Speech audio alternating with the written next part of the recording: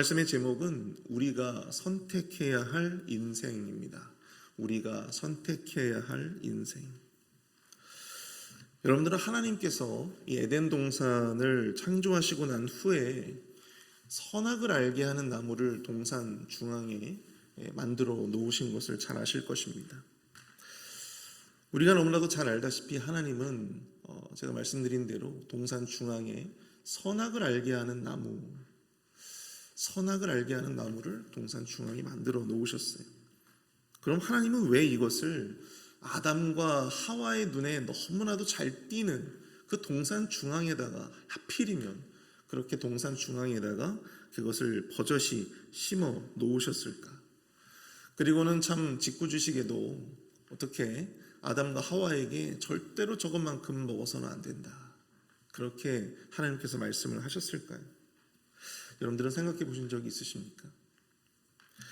처음부터 하나님이 그 나무를 만들지 않으셨더라면, 아니 그것을 아담과 하와의 눈에 띄지 않도록 동산의 중앙이 아니라 저기 변방에 그렇게 만들어 놓으셨다면 어땠을까?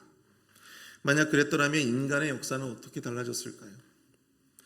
물론 하나님이 처음부터 선악과를 만들지 않으셨다면 인간은 죄를 지을 만한 그러한 여지가 없었기 때문에 어쩌면 범죄하지 않았을 수도 있었을 것입니다. 그러나 죄를 선택할 자유가 주어지지 않았기 때문에 아담은 참된 인간이라고 말할 수 없었을 것입니다. 또한 그가 그로 말미암은 삶도 결국 하나님을 향한 자발적인 삶, 의로운 삶이라고 그렇게 평가할 수도 없었을 것입니다. 하나님은 자유롭게 선택할 수 있는 인간을 만드시고 그들이 그러한 자유의지 속에서 죄가 아니라 하나님의 그 말씀을, 하나님의 그 길을 선택하기를 원하셨다라고 하는 것이죠. 바로 그것이 선악과를 동산 중앙에 두신 하나님의 뜻이었습니다. 선택할 수 있는 자유를 가진 인간의 창조, 하나님의 창조 역사에 있어서 너무나도 중요한 이슈라고 할 수가 있습니다.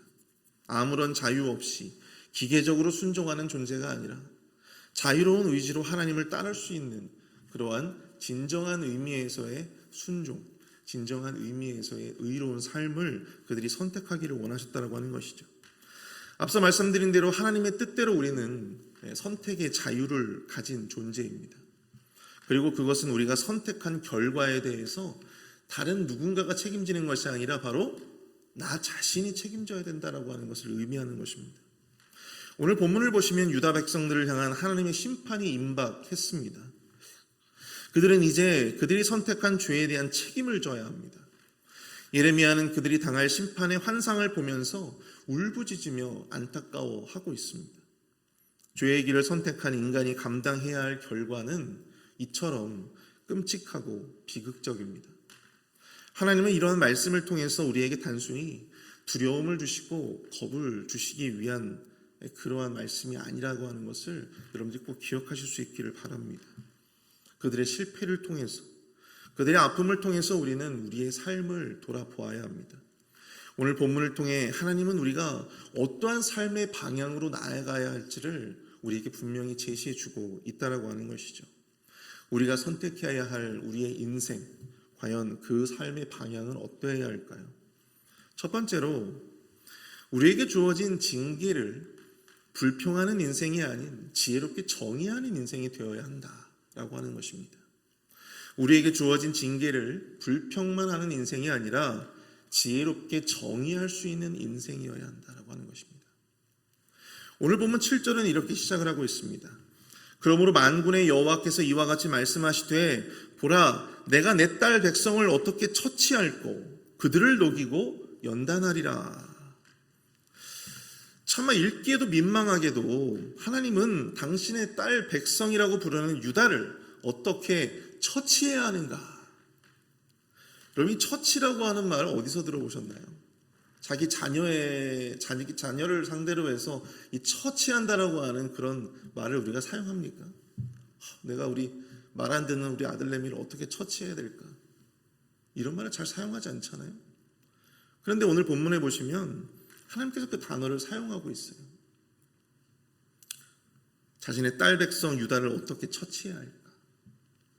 그런데 오늘 본문 7절 맨 앞에 보시면요, 히브리 단어 이 라켄이라고 하는 단어가 있습니다. 그러므로라고 이제 번역이 되어 있어요. 자, 여기 그러므로가 있다라고 하는 이유는 이것입니다. 하나님이 당신의 딸 백성이었던 이 유다를 처치하고 녹이고 연단하시기로 작정하시게 된 바로 그 이유, 그 근거가 바로 이 그러므로 앞에 3절에서 6절까지 언급된 여러 가지 이유들 때문이다라고 하는 것을 강조해주고 있는 것입니다. 자, 그렇다면 이 그러므로 앞에 있는 이 3절부터 6절, 우리가 오늘 읽지는 않았지만 우리가 어제 살펴봤던 이 3절부터 6절까지의 내용에 어떠한 내용들이 있을까? 그걸 보시면 그들은 거짓을 말하고 진실하지 아니하며 악을 행하고 하나님을 알지 못했다. 그렇게 말씀하고 있습니다. 그들은 그들의 형제들을 속이고 비방하는 것을 일삼았다. 그렇게 말씀하고 있어요. 게다가 하나님을 알기를 싫어했다. 실수로 범죄하는 것이 아니라 자기들 스스로 의도적으로, 계획적으로 하나님을 알기를 거부했다, 싫어했다 라고 하는 것을 이야기해주고 있습니다. 바로 이러한 죄의 결과들로 말미암아 하나님이 이 딸과 같은 자기 백성을 이 처치한다라고 하는 어떤 그런 아주 이 잔인한 이 단어를 사용하시니만큼 그렇게 아주 무자비하게 징계하실 수밖에 없었다라고 하는 것이죠. 선지자들을 보내서 수없이 많은 회개의 요청을 했음에도 불구하고 하나님의 길로 돌아서지 않는 바로 그들에게 하나님은 직접 그들의 잘못된 선택에 대한 심판을 이제 내가 저들에게 맡기지 않고 내가 직접 나서겠다라고 하는 것을 밝히시고 있는 것입니다. 그들을 징계하시고 무자비하게 처벌하시고 그렇게 해서라도 그들의 삶을 진정으로 돌이키시겠다라고 하는 이 하나님의 마음이 읽혀지는 구절이라고 볼 수가 있는 것이죠. 우리가 본문 9절을 보시면 내가 이 일들로 말미암아 그들에게 벌하지 아니하겠으며 내 마음이 이런 나라에 보복하지 않겠느냐. 여호와의 말씀입니다. 점점 죄를 쌓아가는 그들에게 어떻게 벌하지 않고 어떻게 보복하지 않을 수 있겠느냐라고 말씀하십니다. 근데 우리가 이 지점에서 한번 생각해 봐야 할 문제가 있습니다. 우린 정말 이 귀에 딱지가 않을 정도로 이 새벽마다 이 심판과 이 멸망에 대해서 계속해서 묵상을 하고 있습니다. 근데 보시면 왜 자꾸 하나님께서는 그냥 조용하게 그들을 심판하시면 되는 것이지 왜 자꾸만 이렇게 구구절절 왜 자꾸만 이렇게 이 심판의 이유에 대해서 자꾸만 설명을 하시는 걸까? 여러분 그런 생각 혹시 안 해보셨나요? 지금 이게 예레미야서가 계속 이런 패턴들이 지금 반복이 되고 있잖아요. 정말 이 귀에 딱지가 안 들 정도로 너희들이 이런 죄 때문에 내가 너희들을 심판하지 않을 수가 없다 라고 하면서 하나님께서 구구절절 그것을 자꾸만 그들에게 이해시키려고 하시는 모습을 우리가 이 말씀들을 통해서 읽어내야 한다라고 하는 사실입니다. 오늘도 또 심판이네, 오늘 또 이 멸망이네, 우리가 생각되어지지만 우리가 이러한 이 반복되는 이 패턴 속에서 하나님은 이스라엘 백성들을 자꾸만 설명하고 싶어 하시는, 이스라엘 백성들을 향해서 자꾸만 자신이 이 심판하시는 이유에 대해서 그 근거에 대해서 자꾸만 설명하시고자 하시는 거예요. 우리가 그것을 좀 파악을 할 수 있어야 된다고 하는 것입니다. 왜 하나님께서는 이렇게 매일같이 예루살렘 말씀을 통해서 왜 그렇게 그냥 바로 그냥 심판을 하시면 되는 거지 왜 이렇게 자꾸만 설명을 하실까?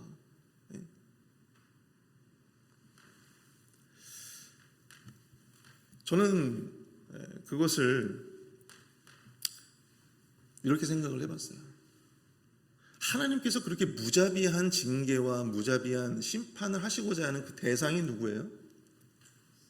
누굽니까? 유다잖아요. 유다.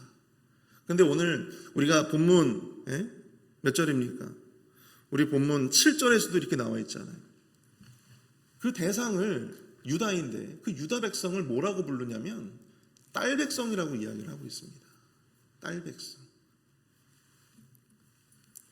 하나님이 그런 무자비한 심판을 계획하시고 실행에 옮겨야 되는데 중요한 건 그 대상이 자신에게 너무나도 사랑스러운 이 딸 백성이었다라고 하는 사실입니다. 하나님이 계획하신 심판의 의도가 단순히 그냥 저들에게 고통을 주고 저들을 그저 파멸시키려고 하는 그런 목적이 아니기 때문이죠. 그것을 통해서 그들이 하나님의 마음을 깨닫고 죄가 아니라 새로운 삶의 길을 선택하기를 원하셨기 때문입니다. 그래서 하나님은 끊임없이 우리가 정말 지겹도록 그들의 죄를 지적하고 너희들이 심판받을 수밖에 없는 그 이유에 대해서 계속적으로 반복해서 설명하고 있음을 보게 된다고 하는 것이죠.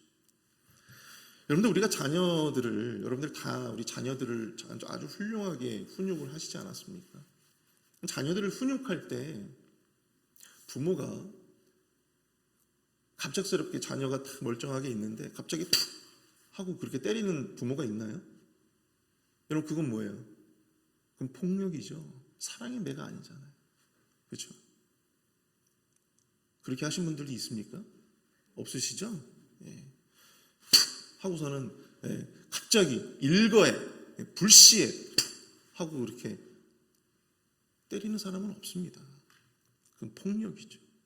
그런데 여러분 우리가 자녀를 훈육할 때도 회초리를 들 때도 너는 이것 때문에 지금 매를 맞는 거야. 너는 이것 때문에 지금 혼나는 거야. 라고 하면서 부모가 자꾸만 이 자녀에게 그것을 설명해 줍니다. 왜 그럴까요? 무엇 때문에 부모가 회초리를 들 수밖에 없는지 그것을 명확하게 반복적으로 이야기해 주는 이유는 부모가 단순히 감정적으로 화가 나서 이 회초리를 드는 것이 아니라 이 자녀가 두 번째 실패를 하지 않게 하기 위해서다라고 하는 사실입니다. 다시 그 죄를 반복하지 않게 하기 위해서다라고 하는 사실이죠. 그래야 나중에 똑같은 죄를 저지르지 않기 때문에 똑같은 잘못을 하지 않기 때문에 부모는 회초리를 들면서 반복적으로 아이에게 그것을 이야기합니다. 사랑하는 성도 여러분, 이유가 없는 회초리는 없습니다. 그러나 그것은 우리의 지나간 잘못이나 죄로 인한 회초리가 아니다라고 하는 사실이죠. 앞으로 우리 인생에 있어서 행여라도 반복할 수 있는 두 번째 실패, 두 번째 이 실패를 막기 위한 회초리이다라고 하는 것을 우리가 기억해야 될 줄로 믿습니다. 여러분 이미 하나님께서는요 예수 그리스도의 십자가를 통해서 이미 우리의 죄를 용서해 주셨어요. 믿으십니까? 그 죄는 우리가 이제까지 지은 죄뿐만 아니라 우리의 연약함 때문에 앞으로 우리가 죽을 때까지 살면서 지을 그 모든 죄까지도 포함하는 거예요. 그러나 그럼에도 불구하고 하나님이 우리를 징계하시는 이유가 과연 무엇입니까? 이미 우리의 죄를 용서해 주셨다면서요. 이미 우리의 죄를 다 해결해 주셨다면서요. 근데 왜 우리를 징계하십니까? 왜 우리에게 고통을 주십니까? 왜 우리에게 고난을 주십니까? 환난을 주십니까? 그것은 바로 우리가 행여히 살지 모르는 두 번째 실패를 경계시키기 위함임을 여러분들 우리가 기억해야 될 줄로 믿습니다. 우리가 당하는 하나님의 징계를 우리가 어떻게 받아들이고 그것을 어떻게 정의하느냐에 따라서 그 선택에 따라서 우리의 다음 인생의 결과가 바뀌게 되는 것입니다. 그럴 때 우리의 신앙의 성장이 있고 그럴 때 우리의 삶에 진정한 우리 믿음의 성숙이 있다라고 하는 사실이죠. 아무리 피하고 싶고 견디기 힘든 하나님의 징계를 할지라도 여러분 우리가 그것을 어떻게 받아들이느냐, 우리가 그것을 어떻게 우리의 마음속에서 그것을 정의하느냐에 따라서 그 이후에 우리의 삶은 180도 달라질 수밖에 없는 것입니다. 어떤 사람들은 이 실패를 당하게 될 때, 하나님의 징계를 경험하게 될 때 더 나은 성공으로 가기 위한 디딤돌로 정의하고 무지하게 쓰지만 그 양약을 마십니다. 기꺼이 마십니다. 그러나 어떤 사람들은 똑같은 실패를 겪고도 그저 그 순간을 불평하고 그 순간의 고통이 빨리빨리 지나가기를 그저 기다리고 바란다라고 하는 것이죠. 근데 그 모든 것이 바로 우리의 선택이다라고 하는 것입니다. 우리는 우리가 정의하는 인생을 사는 겁니다. 하나님의 징계도 마찬가지예요. 하나님의 징계를 받게 될 때 이 주어진 징계를 그저 마냥 불평하는 인생이 아니라 지혜롭게 그 미래를 위해서 새롭게 정의해 나갈 수 있는 그런 인생이 되시길 축복합니다. 두 번째, 실패를 막기 위한 이 하나님의 마음을 여러분들 우리가 헤아려야 될 줄로 믿습니다. 바로 그 믿음이 우리 안에 생겨날 수 있게 되기를 축복합니다. 그래야 우리의 인생이 화를 쌓는 인생이 아니라 복을 쌓는 그러한 인생이 될 수 있음을 여러분들 꼭 기억하실 수 있기를 바랍니다. 우리 두 번째로, 우리는 거짓을 채우는 인생이 아니라 진리를 채우는 인생이 되어야 한다라고 하는 것이죠. 오늘 본문 2전 3절부터 6절까지 내용들을 한번 보시면요, 3절부터 6절까지 내용, 그리고 이제 오늘 본문 우리가 읽었던 이 8절 내용을 한번 살펴보시면 유다 백성들에게 아주 두드러지게 하나님께서 이렇게 강조하는 죄가 나타나요. 그것이 바로 무엇이냐면 바로 거짓의 죄입니다. 8절을 보시면요, 그들의 혀는 죽이는 화살이라 거짓을 말하며 입으로는 그 이웃에게 평화를 말하나 마음으로는 해를 꾸미는 도다. 유다 백성들은 겉으로는 평화를 말하지만 속으로는 어때요? 이웃을 해하고자 하는 그런 이중적인 마음을 품었다라고 하는 것입니다. 하나님은 이를 그들의 거짓이라고 말씀을 하고 계세요. 속과 겉이 서로 다른 아주 이중적인 모습. 여러분, 이것을 성경은요 거짓이라고 말씀하고 있다고 하는 겁니다. 거짓. 유다의 이러한 실패를 바라보면서 우리가 선택해야 할 두 번째 인생, 그것은 바로 인생을 거짓으로 채우는 인생이 아니라 진리로 채우는 삶이 되어야 한다고 하는 것입니다. 예레미야는요, 이 거짓을 비유하면서 죽이는 화살이라고 하는 표현을 사용합니다. 여기서 이 죽이는 화살, 야, 그 화살 아주 죽여, 그런 의미입니까? 아니잖아요. 죽이는 화살이 뭡니까? 옛날에는 전투를 치를 때 전략 중에 그런 게 있잖아요. 매복이라고 하는 것이 있습니다. 매복. 이렇게 높은 지대에 화살을 잘 쏘는 이 병사들을 배치를 시켜놓고 자기보다 낮은 지대에서 이렇게 지나가는 적들을 맞아 유인해서 그들에게 화살을 막 쏟아붓는 그러한 전략이죠. 매복이라고 하는 것이 있는 겁니다. 바로 여기서 말하는 죽이는 화살이라고 하는 것은요, 치명적인 공격이 될 수 있는, 치명적인 문제가 될 수 있는 그러한 고통, 치명적인 고통을 의미하는 것입니다. 은밀하게 상대방이 모르게 복병을 배치하면 적을 효과적으로 물리칠 수 있었기 때문에 이 죽이는 화살이라고 하는 것은 바로 이 치명적인, 상대에게 치명적인 고통이다. 겉으로는 평화를 말하지만 속으로는 상대를 죽이는 화살을 품고 있으니 얼마나 사악한 모습입니까? 보통 이런 말씀을 우리가 읽으면요, 우리는 단번에 이런 생각들을 하게 됩니다. 아니, 나는 절대로 이런 사람이 아니다. 나는 이 정도로 다른 사람들을 막 죽일 정도로 내가 막 그렇게 사이코패스처럼 막 그렇게 이중적인, 나는 그런 사람은 아니야 라고 생각을 하죠. 당연히 우리 가운데에는 그런 사람은 없습니다. 근데 이것을 좀 더 한번 그 의미를 우리가 좀 더 한번 좁게가 아니라 좀 넓게 생각을 해본다면, 여러분, 우리 안에 이중적인 모습은 다 있잖아요. 그렇죠? 습관적으로 우리 안에 이중적인 모습은 다 있어요. 여러분, 저는 없을까요? 네? 없어요? 네. 네. 저도 이중적인 모습이 있어요. 여러분, 우리 안에는요 다 이중적인 모습이 있습니다. 절대 우리가 이 모든 관계에서 사실 여러분들은 경험하지 않으시길 축복합니다만, 여러분, 우리 관계 안에서 늘 이 참 치명적인 고통이 무엇입니까? 아까 죽이는 화살이라는 표현을 썼는데, 치명적인 고통이 뭐예요? 내가 정말 믿었던 사람이었는데, 나에게 정말로 잘해줬던 사람이었는데, 정말 내가 믿고 있었고 나와 함께 평생을 가려고 했던 사람이었는데 근데 뒤에서는 몰래 죽이는 화살을 품고 있었던 그런 사람들이 있었다라고 하는 것이죠. 여러분들 관계 속에서 그런 사람들을 만나본 적이 없으십니까? 당연히 아마 있으실 겁니다. 내가 그렇게 절대 그 사람은 그런 사람이 아니다, 그렇게 생각을 했는데 배신을 당하는, 그리고 우리의 삶 속에서 그런 일들이 버젓이 행해지고 있다라고 하는 사실을 우리가 부인할 수 없는 거잖아요. 겉과 속이 다른 마음을 품고 이웃을 대하는 것, 겉과 속이 다른 마음을 품고 우리 공동체의 지체들을 대하는 것, 여러분 이것을 우리 하나님께서는요 바로 그 자체를 거짓이라고 말씀합니다. 그리고 그것을 가증하다 말씀하고 있는 것입니다. 하나님 안에 자녀된 우리는 여러분 항상 일관된 말과 행동을 해야 됩니다. 그것이 참데 쉽지가 않아요. 그것이 참 어렵습니다. 하지만 그것이 우리가 선택해야 할 삶의 방향입니다.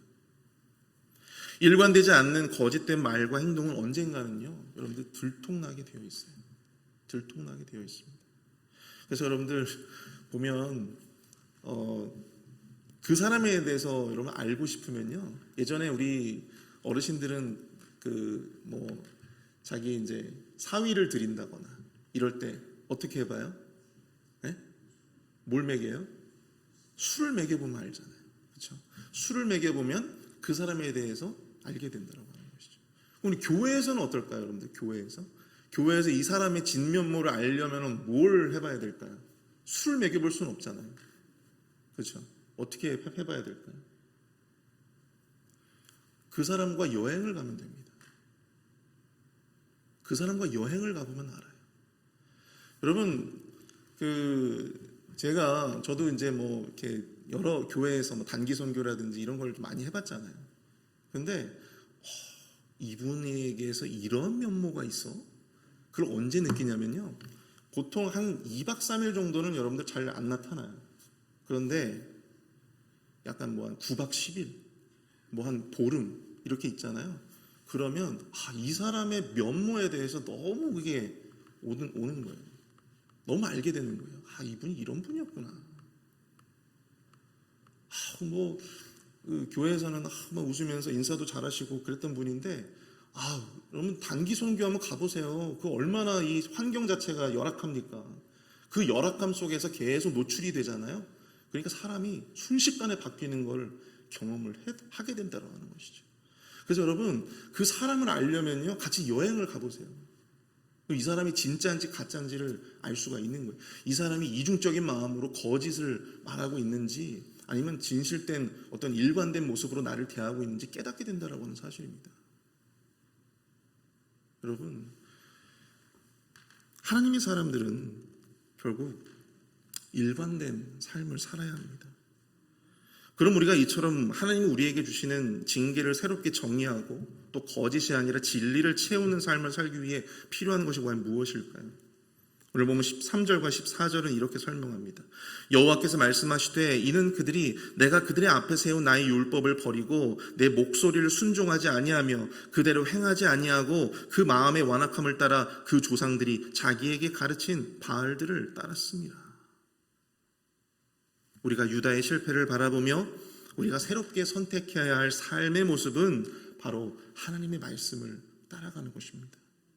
그들의 실패는 결국 하나님의 말씀이 아닌 이 바알을 선택하여 살아갔던 그 삶의 결과물들이었어요. 그 선택의 결과물들이었다라고 하는 사실입니다. 그러므로 우리는 하나님의 말씀을 따라 그분의 음성을 쫓아 살아가는 삶의 결단을 내려야 된다라고 하는 사실입니다. 말씀을 마무리합니다. 어떤 철학자는요, 우리 인생은 우리가 선택한 수많은 삶의 총합이다, 그렇게 말을 했었습니다. 그래서 우리가 성공적인 삶을 살기 위해서는요, 우리가 어떤 선택을 해야 돼요? 성공적인 선택을 해야 되는 거예요. 더 나은 선택을 위해서 그래서 우리는 끊임없이 배우고 훈련하고 노력합니다. 그런데요, 여기에 우리의 한계가 드러나게 되는 거예요. 우리가 아무리 그렇게 노력을 해서 아주 그 좋은 선택을 해봤자 우리의 선택은 50-50예요. 반반이에요. 아무리 우리가 그렇게 노력해봤자 우리가 할 수 있는 그 선택의 한계. 우리의 선택으로 바꿀 수 있는 세상은요, 우리의 선택으로 바꿀 수 있는 인생은 결국 50-50, 반반밖에 되지 않아요.